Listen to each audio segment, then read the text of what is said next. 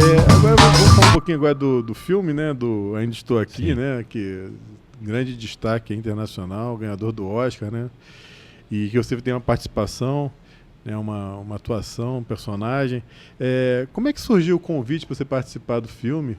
E quando você recebeu esse convite, você entendeu que era é mais um trabalho e tal que eu estou fazendo?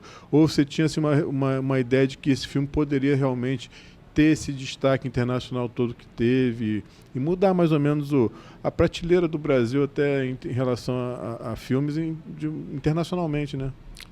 Bom, quando eu recebi um convite para, eu não fui convidado direto para fazer o personagem, né? Fiz um teste, né? Na época até os testes que nós fizemos era eu fiz o teste para o personagem até do Dan Stubach, que era o Baby, né? Que era um colega de trabalho do Rubens Paiva, né? Que era arquiteto também e tal, engenheiro. E eu fiz o teste e foi o primeiro contato que eu tive com o Walter e com a Amanda Gabriel, que era preparadora de elenco. E ali o Walter já tinha sido muito afável. Eu percebi, a Daniela Thomas fez uma assessoria também em todo o processo, né, inclusive de trabalho do filme todo. E a Dani, eu tinha acabado de trabalhar com ela no fim. Então eu sabia que tinha tido uma influência também da Daniela nesse sentido. Da própria Nanda, né, da Fernanda Torres, porque também era roteirista do fim, a gente tinha acabado de trabalhar junto, então eu acho que foi uma indicação que surgiu a partir daí, porque eu nunca não conhecia o Walter. O Walter, aí ele falou, inclusive, que tinha assistido o fim, que tinha adorado o meu trabalho. Aí eu fiz o teste e tal, fiquei naquela expectativa e rolou o convite, né? Rolou o convite para fazer o Lino Machado, né? Que é esse personagem que eu fiz, que é o advogado, amigo da família. E eu fiquei radiante, né, cara? Porque se você me pergunta, né, como você me perguntou, se eu tinha uma expectativa do que o filme, do que ele viria a se tornar, não. Óbvio que eu não tinha essa expectativa, mas eu tinha uma expectativa de estar fazendo uma obra de Walter Salles, né, que fez Central do Brasil, que fez Terra Estrangeira, né, Diários da Motocicleta, de filmes que têm um alcance internacional, de festivais, e principalmente de muita qualidade e excelência. Então eu sabia que eu estava entrando numa obra que ia ter muita qualidade e excelência, e que ia tocar num tema que para mim era muito caro naquele momento, né? Essa questão do golpe militar, da ditadura, né? Dos assassinatos. Então, quando a gente começou efetivamente o processo de trabalho,